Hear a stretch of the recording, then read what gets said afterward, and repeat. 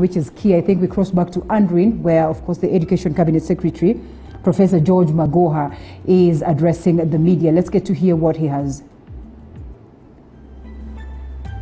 As credible proposals on the way forward in seeking resumption of learning whenever it is considered appropriate as guided by the Ministry of Health and other arms of the national government.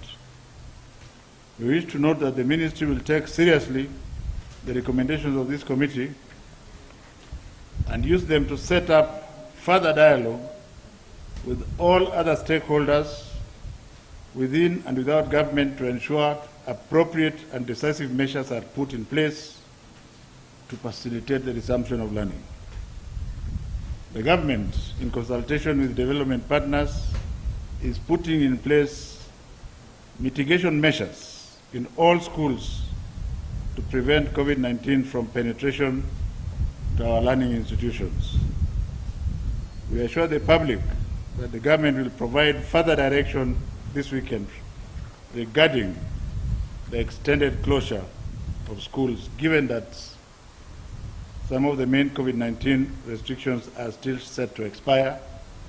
And I dare say that it will look like an open secret, because as we speak, 351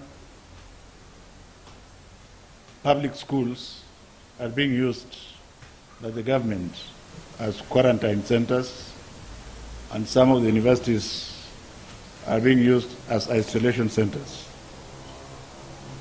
Further, the ministry will review the report before advising the country on steps to be taken regarding the most important issue of the academic calendar and the level of preparedness that will be required of all stakeholders involved in running ECD centers, primary and secondary schools, teacher training institutions, TVET institutions, and our universities.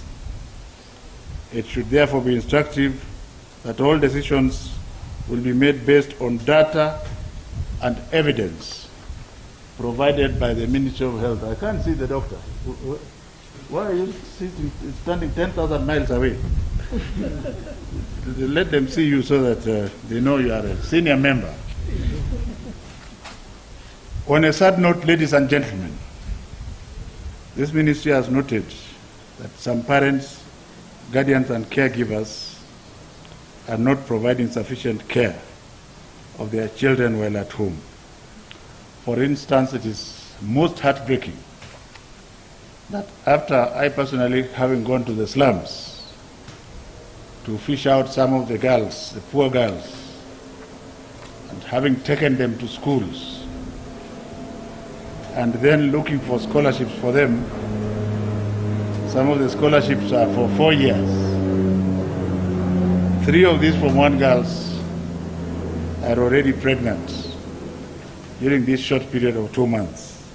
And shame, a very big shame on the parents. I would like to talk to them eyeball to eyeball.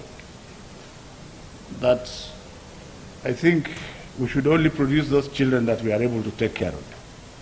If you have no time to look after your child, then perhaps you have no business creating a child. And this is going forward because this pandemic is here for a while. I want to state without any fear of contradiction that our parents must change their mindsets and love their children, provide time. And the love is measured by the number of minutes or hours that you spend with your child. It is not measured by the amount of money you give it to your child. When you spend time with your child, you are spending part of your life with your child. That is what is lacking, and I hope that my many other daughters who are at risk, especially in the slums and even in the normal homes where people have a carefree attitude, can the parents just take time to mother and father them. Additionally, ladies and gentlemen, you may have noted that the Director of Criminal Investigation has sent out a cautionary statement warning of internet child abusers who have started luring children into all manner of cyberspace offenses after invading their digital learning classes. This ministry wishes to urge parents and guardians and caregivers to firmly take charge of the custody of their children at home and protect them from sexual and drug abuse, teenage pregnancies, female genital mutilation, and what have you. It is necessary to guarantee the safety and health of children. I want to dare say that from the television you found a 13-year-old student leading a battalion of warriors in one part of this country when people are fighting with bows and arrows. And I keep asking myself, where did the parents of that child go? You don't have to have gone to school to be intelligent. Everybody is intelligent. Everybody is intelligent. And this notion that children only come to school to learn is one of the most stupid notions, because learning starts at home and it starts with the family. So can we all go back to our families, please, and start teaching our children? The journey of life, the university of life, is not gotten inside the classroom. The bigger part of it starts from the family, at home. Through the Kenya Institute of Curriculum Development, the ministry has extended lessons to provide through the broadcast online and digital learning until such time that schools are opened. Let me hasten to disabuse your minds from giving me a battery of questions that, my dear brothers and sisters, you have seen that this pandemic is still spiking.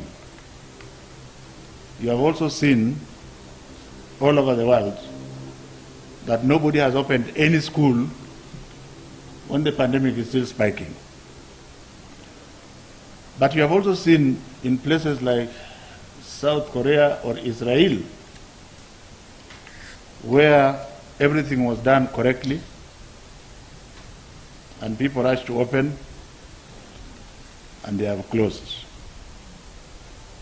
So it will be of no consequence if you ask me, are we opening yesterday? I think that pronouncement will be made by somebody else at an appropriate time. This will be made free to you, but not today, because it has an owner. The owner must be briefed, and then we shall make it public. I think that is a fair way to go. So if you want to ask me questions, wait until Monday or Tuesday, when I will now answer you with a full throttle. Thank you very much, ladies and gentlemen. I appreciate the fact that you have been here since morning. But you know, when the clergy comes before you, you don't argue. Does any of you argue with them? You don't argue. So that's why this has taken a bit longer. I know I called you for 11, but the clergy took that motion. Thank you very much. Asanteni sana. Hii weka kwa safe. Thank you very much.